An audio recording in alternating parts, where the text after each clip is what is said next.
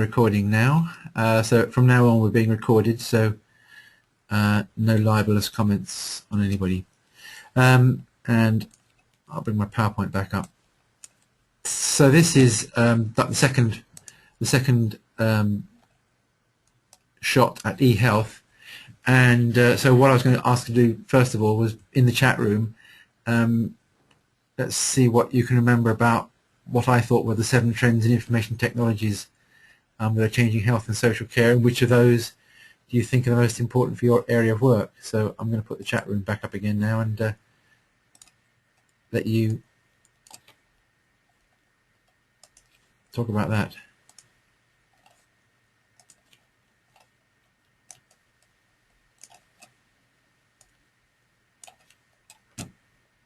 So, what do you remember? What I had down as the 7 trends in information technologies?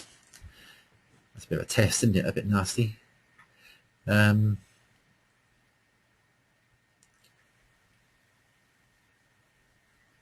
if you can't remember, just make them up.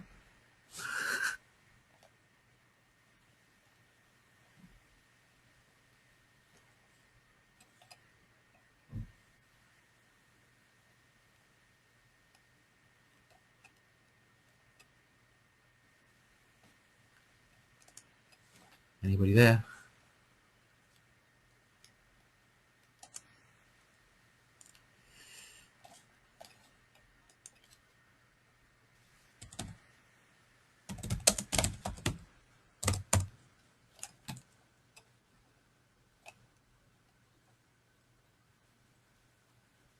Yeah, okay. Both got that one.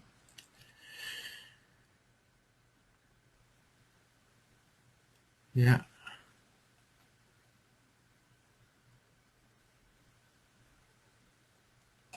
Bonnie and I were just talking about her poster that she's going to be doing, which will be about telehealth on COPD. So, what else? Wearable tech. Yeah, that was another one. Yes. And Bonnie, you weren't there yesterday, but in the session yesterday we had one group that was trying to develop, had the idea of some sort of wearable patch that would send off signals about blood pressure, blood sugars, and various other sort of vital signs to a mobile phone, and so to a carer, so that they would know how well that person's doing. So that's, which is like the extension of the telehealth idea. We've got 3. Anything else? That's a good idea. Yeah, there's been various European projects looking at this sort of wearable technology, and as you know, probably it's coming into consumer health quite a lot from many amongst athletes who go around with various bands, service user involvement. Yeah, sort of. I think it's just the shift in power. Okay, I'll carry on. The things that I had down were these before. So the electronic records decision support. Let me just move that. Mobile, just basically, to some degree, it's implied in by you saying wearable technology, but mobile, everything's going mobile. The service user involvement, yes, really patient-led ideas and social media. The use of patient feedback sites and so on is growing rapidly, and services are having to respond to them. There's the sensors, telehealth, telecare, so that's the wearable tech and the telehealth. Big data is another one, that where because of this wearable technology, and because we're getting masses and masses of data, we have to have ways of dealing with it. And what's happening is that because you've got such masses of data, you can start to spot trends and spot things that are happening that you weren't able to do beforehand. But from a computing sort of point of view, you need to have new techniques for dealing with that big data. And then the last one was robotics. Robotics will come in, and we can think about how different types of robots might be used either in the home or in hospital or elsewhere. So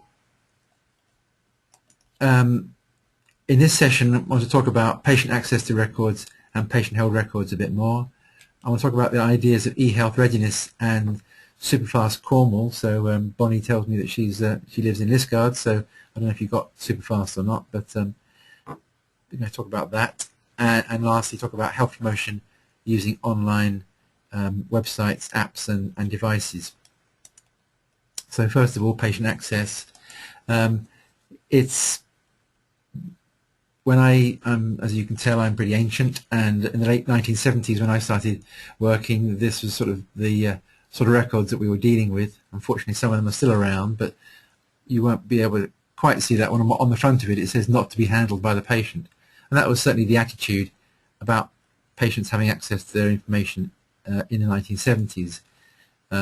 So we've moved from these chaotic records, very little information, paternalistic attitudes, and when I was starting work in late 70s, early 80s, I developed a clinical information system. We produced computer-produced patient-held records, and others were doing sort of similar things. So during the sort of the late 70s, early 80s, we see projects that you were using this sort of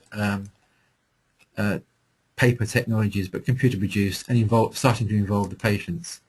At that time, during the 80s, we were still seeing debates in the BMJ, somebody arguing against showing their records, somebody asking the benefits of perhaps patients seeing their records. So it was still fairly hotly debated during the 80s.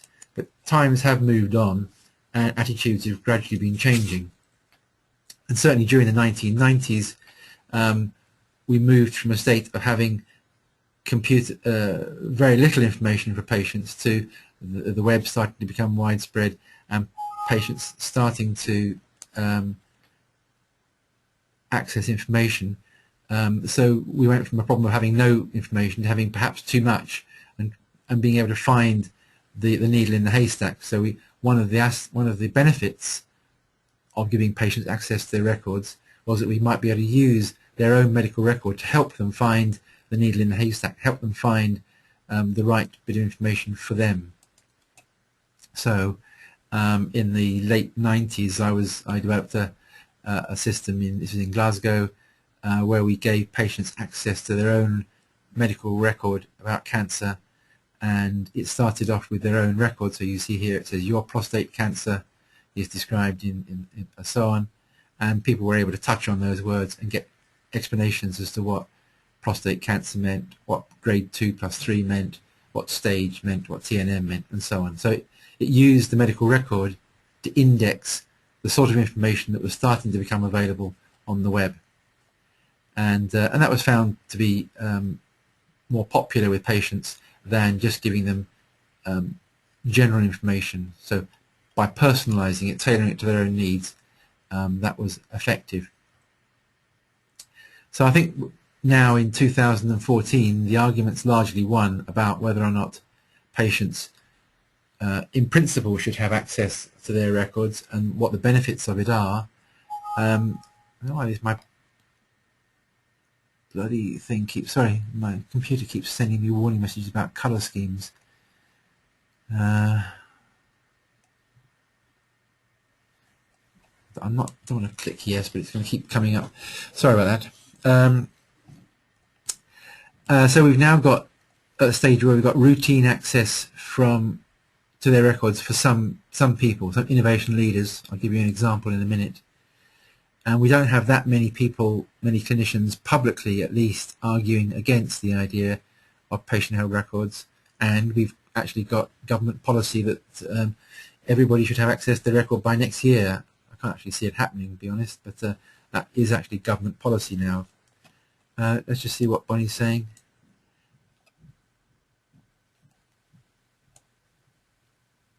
Yeah. Yeah, I totally agree, Bonnie. But the case is that actually few GPs or hospitals yet offer this access routinely. Actually, at Derriford, for example, you'll know that people in the renal clinic have access to their records through something called Renal Patient View. And what's Rachel saying? Yes, more of a partnership. I think that's right. I mean, people, if you have access, and you don't have to keep asking I mean, I don't know about you, but I go to the GP, I forget the last time I was there. I forget what I may have prescribed, or you don't know what your past vaccinations are. And if I just had access to that, it would help my understanding and my memory. There are people who are doing this fairly routinely now. You'll all know this picture of this horrible man, Harold Shipman. Interestingly, he was at a practice in up in the northwest called the Horton Thornley Medical Centre, and all his patients were taken over by a man called Amir Hanan. And one of the things that he said right from the start was, we've got to have absolute transparency in this practice. There's no more hiding of what's going on. So one of the things that he really pushed has been patient access. And you see here, this is a bit of an excerpt from his, or a clip from that website, htmc.co.uk. You can have a look at it afterwards. And they've got 2,000 patients who've got access to their GP records with understanding, as he says. So he's really gone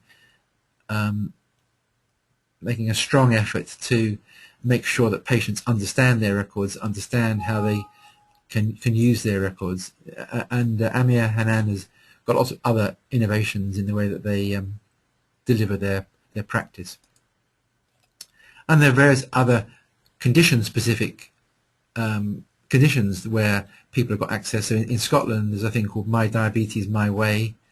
As I just said, for renal conditions, there's renal patient view, and most GP systems actually have a patient access option. So any GP practice which has EMIS can, if they want to, turn on the patient access option.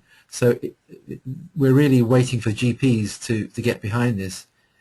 And in hospitals, it's perhaps a little bit more difficult because the hospital records aren't so good, except in these cases of things like diabetes and perhaps renal conditions. So so in the chat room, then you're already chatting away anyway. Just wondered if, as a patient, have you ever seen or read your own medical record? As a professional, well, you're already giving your opinion, but maybe just answer it again. How do you feel about patients having or even holding their own records?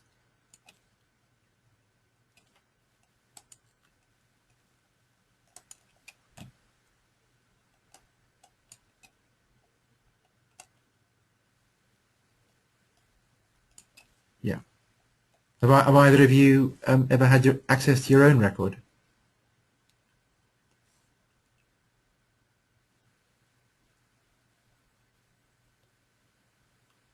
No.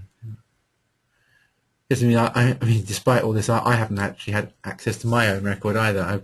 I did ask my GP to have a look at my own record, and I was allowed to see the paper version plus some printouts from the computer, with a receptionist standing behind me, making sure I didn't do anything with them. It was most pretty uncomfortable. Rachel's in my uncomfortable position. Yes, it was an uncomfortable position for me reading my record. So you weren't keen on that, Rachel, then?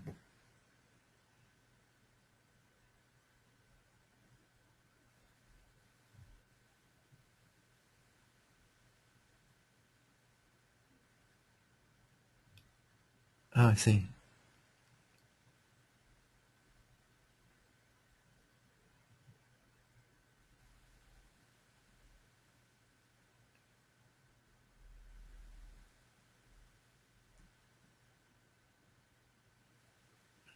Yes, I mean that's a very good point, Bonnie. That I mean one of the arguments in favour of giving patients access to their records is that, I mean, certainly in the 70s and 80s, I don't know, hopefully it's not the same now, but there were a lot of sort of gratuitous, or at least value judgments written into the way medical records, I'm not sure about so much nursing records, but certainly medical records were written. Things like, Guardian reading mum, various comments about patients that you think, well, that's actually not relevant to what you're supposed to be recording there. And there are also many instances where, for example, with mental illness, already where maybe a GP or somebody has suspected that somebody was depressed or something. And it seems to me that they should discuss that with the patient, not just sort of record it. Yeah. Good grief. That's terrible. I mean, one of the issues, of course, is about third parties. So you do have this problem that if you're a suspected battered girlfriend, or if very stressed due to husband wife's illness or that sort of thing, where there's a comment that really involves a third party, there may be problems. But I think it just makes the practitioner think a bit more carefully about what should be written and how it should be written, and whether who might have access to it.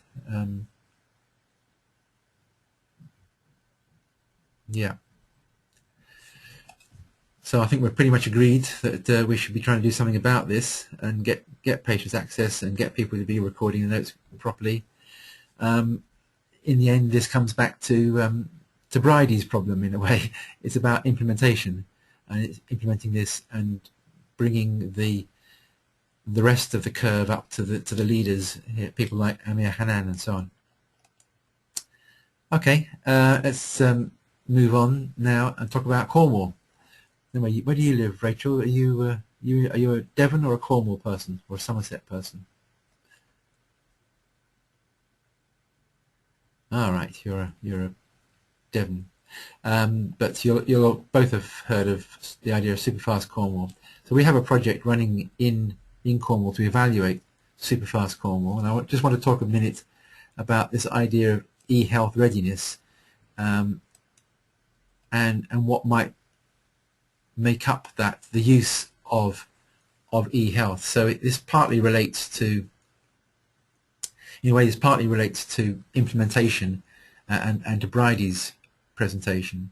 So I've done some work a few years ago looking at this.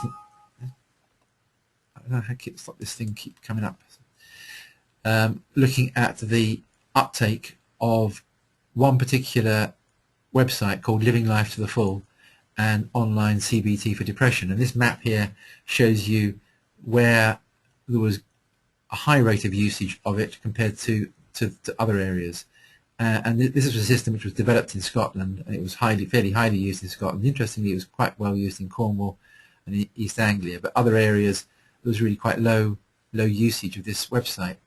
Now this was a website which is available to the world. It was free, anybody could use it. So this was an example of what you might call supply side e-health inequality, because the GPs or the outpatient staff or the community psychiatrists and the IAPT practitioners weren't recommending use of this particular website, and we think actually not any website. So we did a trial to look at raising awareness of it through Google Ads, but the point here is that there can be inequalities in the use of e-health. So when you consider something like Superfast Cornwall, and you might ask, well, is the implementation of superfast broadband across Cornwall actually going to mean that the young and connected will start doing ever more things on the internet, leaving the old and disconnected even further behind? So I have a PhD student who's trying to assess the impact of Superfast Cornwall.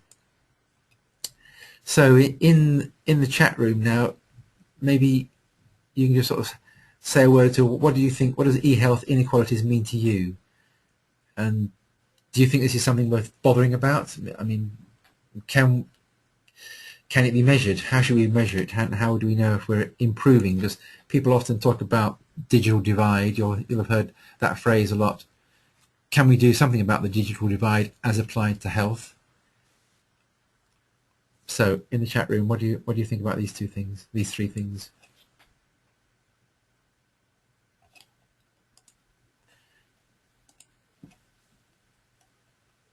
just going to look at my email while you're doing that. Just check to see if Beth's managed to get in or not.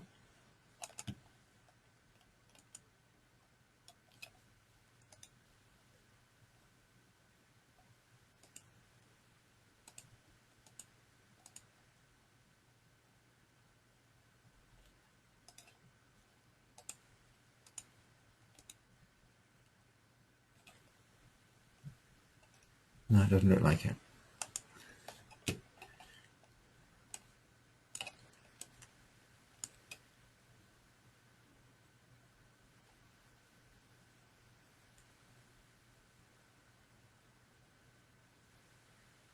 Yeah, I mean, I think as a definition, Rachel, that's sort of more or less about it. Yeah, if you've got e-health stuff, does it reach everyone? Does it reach all the parts that other stuff reaches?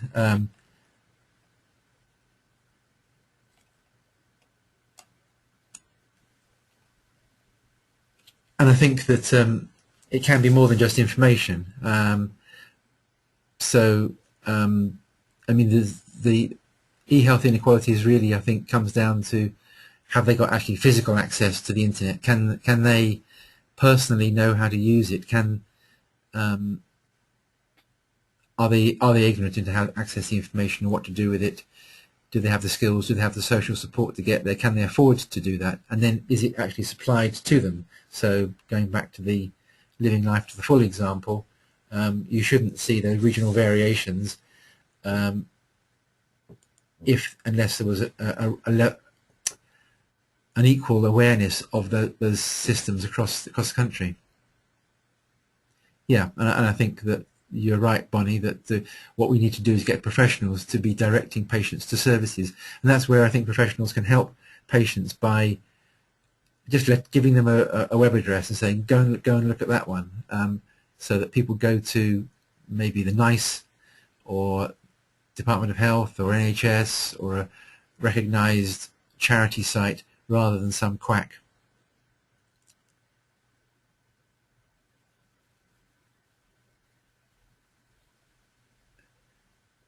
Yes, but you're right, Rachel. Everyone can go to a library, but a lot of people will be put off. They say, "Well, it's not for me. I'm too old. I can't manage to do it." And so, quite often, what you need is support to help people get online. Not everyone's got the family member who knows how to deal with it. Yeah.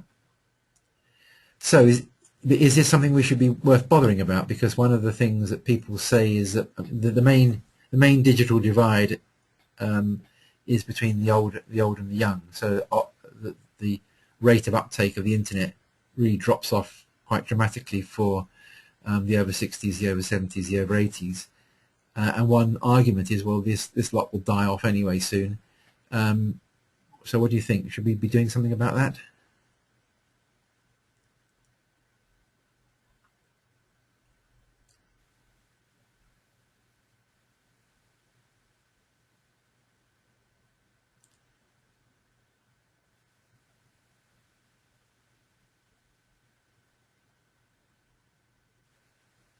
Yes, I mean, I agree with you. Is that clearly some people will say, "Oh, it's not for me," and doesn't matter how much you try and support them to make use of these technologies, they will say, "Well, I just really don't want to know. Go away, please." But I think there are many people who will say, "Oh, it's not for me," but actually, if you can give them support in a sort of a friendly and supportive way, then they will use it. And that's where the Plymouth SeniorNet idea came in. That you take somebody who's maybe 50 plus to help people who are 65 plus get online. It's also the idea I have with Skype on Wheels, which I've been doing with in care homes, so that they don't even need to know particularly they're using the computer. But there are things I think that we can do. The other side of it, of course, is that if you want to run something like a telehealth service or some other form of internet-based service, if you haven't got everybody online, if you haven't got everybody able to access these services, you'll need to carry on running it both online and face-to-face, which might be more difficult. Okay. Does your nan live in anywhere near Plymouth, Rachel? Hang on, let me see what that says. No, Cheshire. Oh, okay, too far away. You might look online and see if there's some local scheme, because there are a number of schemes at the moment to help people get online.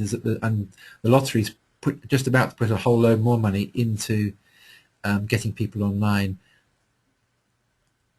Some of their funding is mainly aimed at people of working age, but I mean, I think that you should buy her a tablet. My mum's 88, and she uses a tablet now, and she you go and have a conversation with her, and she's always picking the tablet up and googling things to see if she can find something about it.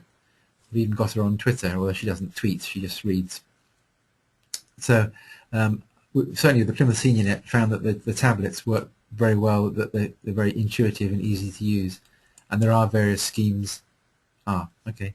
There are various schemes to help people online. I don't know if that's my end, Bonnie, or your end, but I will try and speak slowly, clearly, and repeat myself occasionally so that you keep up with what's going on. Okay, I'm back. Good. So that's really it on the patient. The idea of e-health readiness. One of the things that I've done locally is to try and develop a questionnaire and a measure of e-health readiness and e-health inequalities, because one of the problems is that if we want to have some intervention, such as volunteers helping Rachel's granny online, or helping people with COPD in Cornwall to use equipment and use the internet, we need to have some way of measuring the before and after of that intervention to know whether it's worthwhile. And my take on this is that interventions are good if they improve e-health readiness, and at the very least don't increase e-health inequality. Preferably they decrease it. So there's a problem with Superfast Cornwall, for example, is that they might well improve people's ability to use the internet for health, but they might well make it a lot easier for the young to do even more, and the old to be left further behind. So I think with any intervention needs to keep inequality in mind alongside effectiveness, because you can, if you think about a graph, let me go back to, have I got a graph here? No, I haven't. If you think about like a normal distribution where we move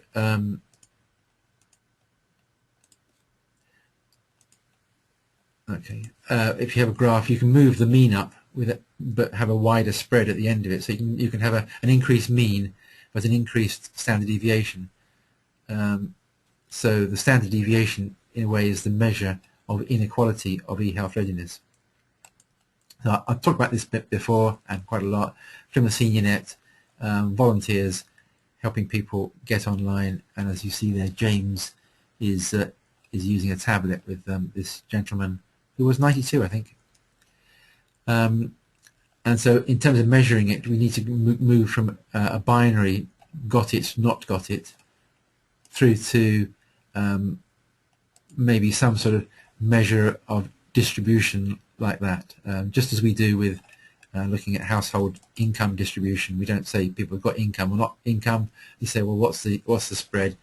How do we compare the top 1% with the rest? And are we an equal society or a more unequal society? That's it really on that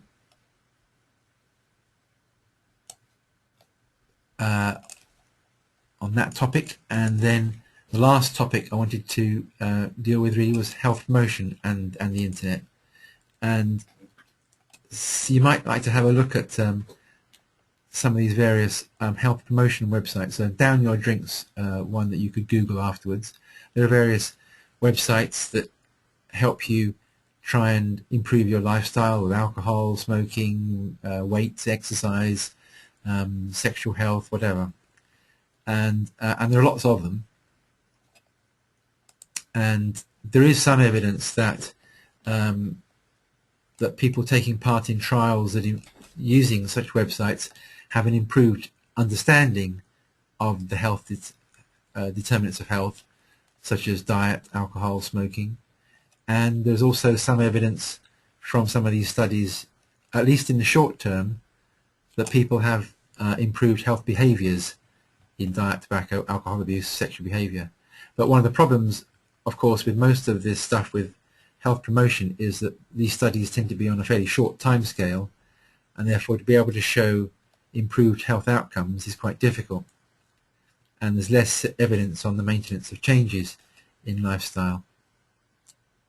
I'm going to, I don't know what I'm going to do, is turn that video off. Hang on.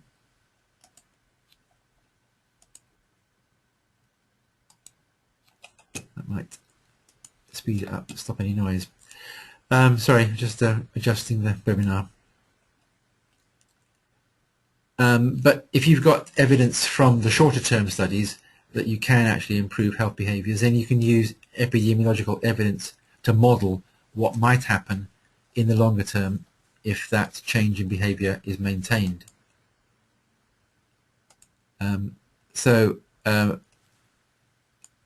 You'll be aware of the different types of evidence, and you'll be aware of that meta-analysis will be like the top form of evidence, really. So in this particular study, Portnoy 6 years ago looked at 75 randomized controlled trials and found these improved knowledge, attitudes and intentions between those in the case group and the controls for these types of intervention. And in these various studies, Portnoy found improved diet, less tobacco use, less substance misuse, improved sexual health, and so on. But concluded that further study was really needed for the longer term effects. To give you an example of one particular study from that meta-analysis, this was a New Zealand study by somebody called Kipri and others. There they took 2,500 students and who were drinking within the harmful range. They were randomized to have the intervention or not. 84% completed at least one follow-up intervention. The intervention itself was a 10-minute web-based motivational assessment and personalized feedback. So it wasn't a big intervention, just 10 minutes really online. And yet they found that the intervention group at 1 month drank less, smaller quantities and less alcohol overall. And at 6 months there still seemed to be, so a 10-minute intervention online seemed to work even 6 months later. So it was quite successful really. But of course that's maybe not always the case. So in the chat room, what do you think about these types of internet-based lifestyle changes programs? Do you think they can be useful? What do you think are the main problems?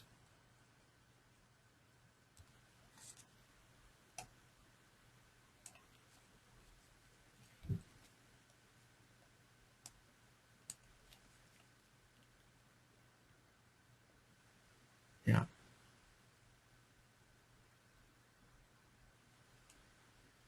Yeah, I mean that's I think one of the major drawbacks of these, Rachel, is that you've got to be motivated in the first place to actually take part. So in any randomized controlled trial of, say, something like down your drink, you've got to be you've got to actually take part in the intervention. So and quite often it's the people who smoke and drink and don't exercise and are obese and so on who you wouldn't get them to actually take part. So you've actually already got people who are online and willing to take part in an intervention. Yeah. Yes. So, but that's right as well. That you for some people it will work, and because one of the advantages, of course, of online interventions of this sort is that basically their marginal cost of providing them is virtually zero. So once you've developed a website, for example, to help people reduce their alcohol intake or increase their exercise, it doesn't really matter whether you've got 4 people doing it or 4 million. Yeah. One of the things that you find with all these online interventions is that the attrition rate is normally very high. Is that the down your drink, I think, in the end they had something like less than 10%, I think, got through to the end of it. But as you say, Rachel, to some degree, there's nothing to lose because there's no real marginal cost to getting more people to do it. And I think you're right, Bonnie, that one of the things to do here is to make use of the social aspect. So you mentioned Facebook, and now you're mentioning schools and colleges, and I think that's right. Is that a lot of the interventions work particularly well where you can manage to get a bit of peer pressure working. So the buddy schemes. So any health promotion online where maybe there's some sort of form of competition, or you've got a friend who notes that you haven't recorded your weight on your Facebook page or whatever it is. I've noticed in Twitter actually over the last few months or so, a number of people have been posting their they've been wearing some sort of one of these wearable bands, and it's been recording how much exercise they're doing, and they're I'm not sure what else, and they've been posting their results on Twitter, and then other people who are taking part of this scheme have been giving them the well done and the not well done. So a bit like an online Weight Watchers idea, but where you go online and get the peer support while also getting the good information from particular sites. But the main problems are often the evaluation. How do you evaluate something? I mean, so if you want to do, for example, a randomized controlled trial, and you've got the problem that you've already stated there, Rachel, that the people are already on the first point or 2 points up on the stages of change model. That is, they're already always willing to think about making this change, and therefore they're willing to take part in this trial. And then you've got huge dropout rates, so they're quite difficult to do these studies and to actually prove to somebody that they're worthwhile. One of the other ways of getting longer term support is, of course, to start building in things like text messaging from the website. So websites, you sign up to the website, and then it also sends you messages at certain times of day. Or if you've got a smartphone, you could easily imagine in the future that as you pass Greg's the baker, it sends you, because it knows that your phone knows your position in relation to Greg's the baker, and it can send you a text message and say, don't go in there for that donut. It's not going to do you any good. Just remember what you said. So these sort of feedback and goal-driven systems have been tried. They've been tried in outpatients as well. There's with like hospital populations. So it was used with a group of people who'd been, I'm not sure if they were in A&E or where they were turning up to hospital having self-harmed, and then they engaged in a contract where they gave the computer system messages that the computer would then feed back to them when they felt they needed that support. No, were they? Right, okay. That was interesting. What program was that, Rachel? Any idea? Okay, well, I might try and see if it's on catch-up. I might get it later. So I've got a very short session today, really. That's really got down to the end. I think rather than sort of listen to me babbling on, you might just like to read around some of those different things a little bit. And I'm not even giving you a reading list. I think all you need to do is just go into Google and find a few things around. First of all, computer patient interviewing, which is the thing that we talked about in the first webinar. Read a bit about patient access to records and tailored information. Read a bit about using the internet and other opportunities for health promotion, and think about, given the benefits that some of these studies have shown in particular recruited patient groups, you might think about what sort of study or evidence or action do you think we might need to implement some of these to have better healthcare in the future? So do we need more randomized controlled trials or systematic reviews, or do we need some other form of study? And I have to tell you, I don't know what the answer to this is, so I'm just interested to know what your views are. How would you, as professionals, be convinced about what to go forward with? What sort of evidence do you think we need to implement these types of changes that we've been talking about on the first webinar and this one today about computer patient interviewing, patient access to records, health promotion, and so on? What would you do as a professional? What would make you change your behaviour? So that's your thing to think about.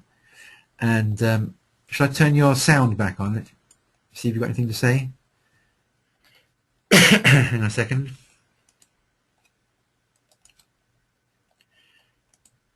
Okay, you're both back online to talking. I mean, I think once you put something like this out publicly, and there's government funding for, you know, to educate people and involve others, then it will catch on, won't it? But at the minute, there's probably fewer people than we think that actually have an interest in this sort of thing. You know, like I say, starting in schools and colleges, and sending out little groups of people to start health promotion. I mean, we all learned about health promotion years ago, but, you know, from an ED point of view, what's the most appropriate time to tell somebody to stop smoking? It's certainly not whilst they're having their MI. I might tell them 20 minutes later, but who knows? Do you think there's any prospect of building in health promotion into the emergency department? I mean, because obviously you're always concentrating on the problem they're presenting with at that time. Oh, definitely, and we do it every day. As I say, we wouldn't tell somebody whilst they're having their ECG and they're going to cath lab, but, you know, I always still say to them, you know, the fact that you're smoking and you could do with losing 3 stone it is relevant, and you need to think long and hard about your lifestyle changes now. Oh God, yeah, we still do it all the time. You know, from anybody that comes through the door with a minor injury or minor illness, to patients that are going to consequently die if they don't alter their lifestyle change and behaviour as a consequence of their comorbidities. And do you think there's opportunity for you know, using the internet or mobile phones or something else in as a sort of a follow-up for when they leave? Because you basically don't see them, well, you hope you don't see them again. Yeah, I do. I mean, we're doing patient satisfaction surveys now, which is a national thing, a friends and family test, which has to be done. We're audited and monitored on that on a monthly basis. Well, once the government actually set it as a target, you know, it ups the ante, doesn't it? Mm-hmm. It's like anything else. Stroke wasn't interesting years ago until they formed a stroke pathway, and you know, patients have a better stroke care now because they go to a designated unit for rehabilitation. So, you know, if the government threw enough money at it and set it as a target, and, you know, I'm not big on policy, and I do think it takes you away from your nursing tasks, but in the bigger picture, you know, in 30 years' time, we'll see huge improvements in you know, in health, won't we? Rachel, any thoughts about this? We have to give a lot of health promotion advice antenatally to all pregnant women. But the onus is very much on the community midwife to give that. It's a huge part of their job, and it'd be good if we could back that up with something else as well, rather than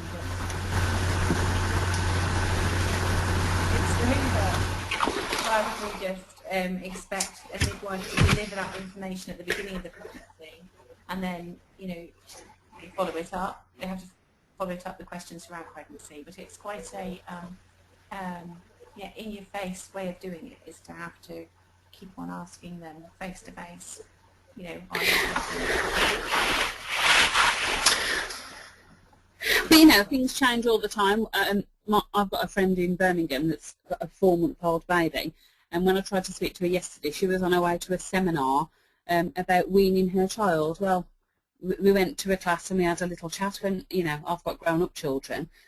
But things change, don't they? She's got access to online services on how to guide her to look after this baby. And it's amazing, because for her, she's got an iPhone and she's computer literate.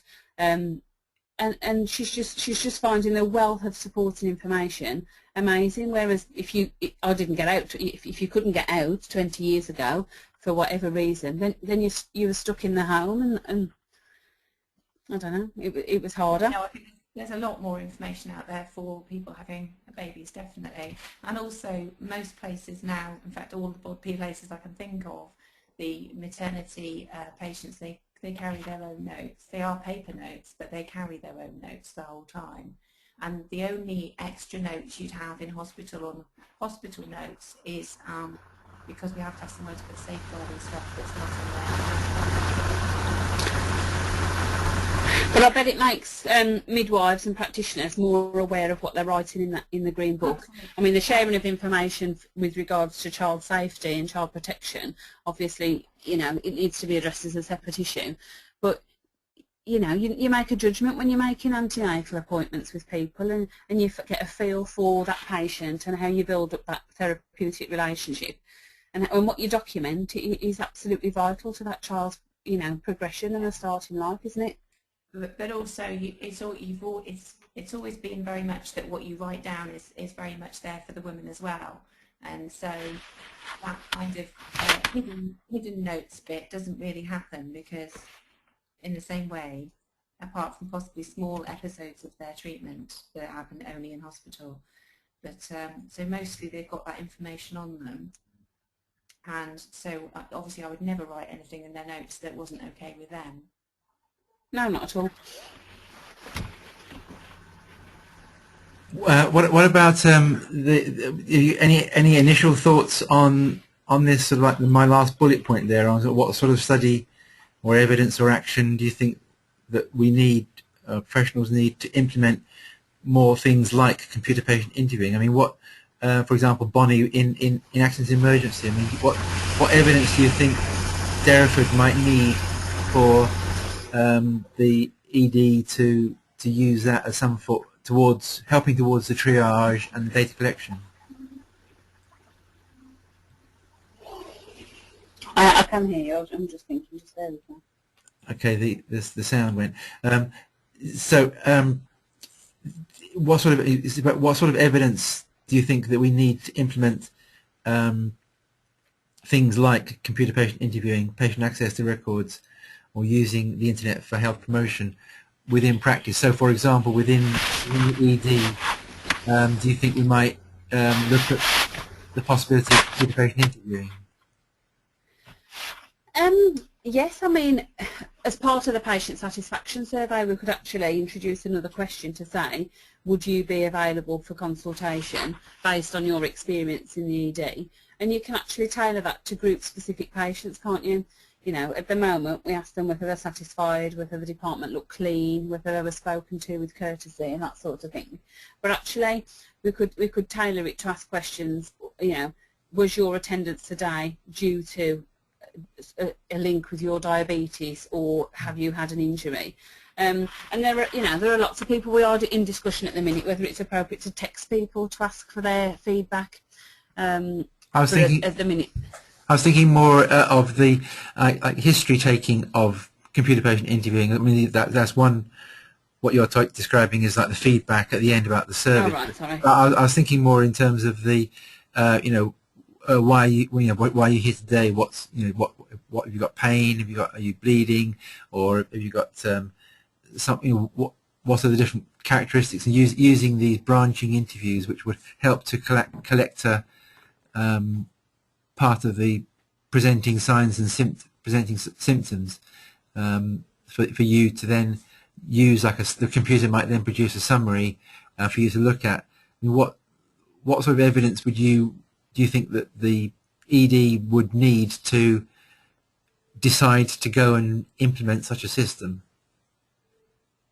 I think the difficulty that we have at the minute is that everything goes through governance, and there's nobody that specifically deals with this sort of thing, and the hoops that you jump through to do the simplest bit of implementation of anything, which is linked really good with the work that Bridie's been doing over the last couple of weeks, but it's getting people on board. I mean, for example, I've started this advanced nurse practitioner service, and actually there's lots of interested people because it's a very good idea, you know, and nationally it works. But there's actually nobody that's got the time to deal specifically with it because everybody's remit is so huge.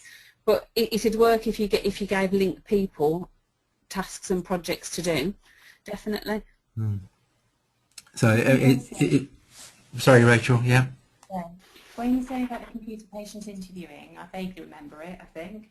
Basically, I can see also, if you mention that to the manager, Sarah, I'm sure they immediately, for me, it makes me think of the booking interview with their antenatal woman, and especially somebody who it's not their first time. There's an awful lot of that booking form that they could fill in themselves, which would save time and therefore money, and would be more efficient as a process. But I am sure that the midwives, the community midwives who would normally do that process, would say that they would miss that first interaction.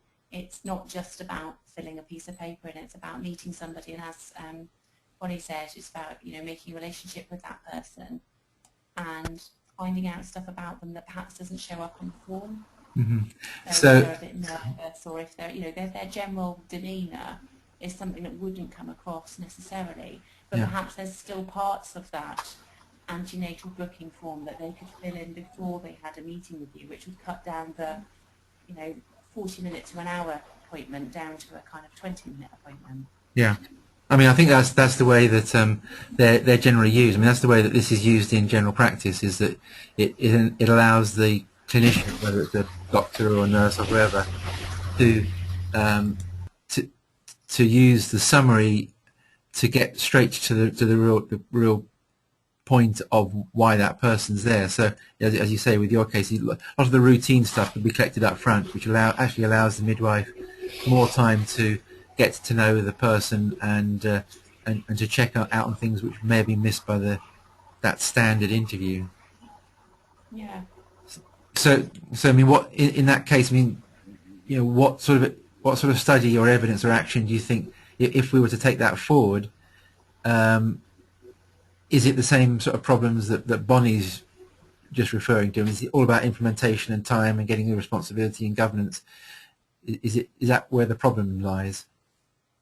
Well, it'd definitely be part of it, but also, I suppose, before you did something like that, someone would want you to do some kind of pilot to see what kind of proportion of the population were likely to engage in a service like that. You know, we're back to who's got the IT, who's got, if you have a form, maybe like a questionnaire that you're going to send out to women, which asks them as many questions as you can, and they fill that in and send it back to you, and then you have this 20-minute appointment with them. How many people are going to engage with that, and how many people actually haven't got a computer or wouldn't want to do it that way, or perhaps wouldn't have the intelligence or the ability to do so? Okay, I mean, there are of course published papers with those sort of data from different places for different systems. Okay. But I mean, I think that what you're referring to is what Bridie sort of refers to as a context. So you need to know, okay, fine, it's worked in California, but will it work in Plymouth? So there's a lot of very poor areas in Plymouth which possibly, you know, you would have specific problems to this area. The person I'd sell it to would definitely be the head of midwifery and the people who manage the money, because I'm sure that they would see benefits in it to their service. It could be more efficient, isn't it? I mean, definitely, if you can cut down your consultation time from 40 minutes to 20, you're halving the workload of your nurse and of your midwives, aren't you? Yeah. In the bigger picture, you know, you're talking years and years and years in advance. But I suppose it's got to remain an option. I think the first question would be an option to the mother of which interaction would you prefer? Do you want a meeting, or would you rather complete the form? And because for some, they want to be in and out in 15 minutes. They've got other children. They don't want that conversation. And for new moms, and certainly young moms, they may want to come and they'll have lots of questions to ask you, as many questions as you've got to ask them. you're back to also how many, how much would it benefit? So they'd want a kind of number, wouldn't they? Because like you say, some people would go for it, some people wouldn't. So it's always going to be an option. It's not going to be this is how you have to do it. And then if you then take out, as you say, like the young people, maybe the vulnerable women, people who haven't got the IT set up, it may be that you're left with quite a small percentage of people who are going to fill this form in and go for that option. But I guess you have to start somewhere. Yeah, definitely. And I mean, to do, I don't know, a 3-month pilot with specific midwives set to task to sort of run with this to see whether it works. Because we don't know until we try these things, do we? No. Okay, great. Anything else you want to talk about? If not, I think we'll finish, shall we, for today? Yeah, that's fine. Yeah. Okay, that's great. Yeah, that's fine. Okay, I'll stop the recording there, and I'll post it up on the portal later in case you want to look back at it and for the others.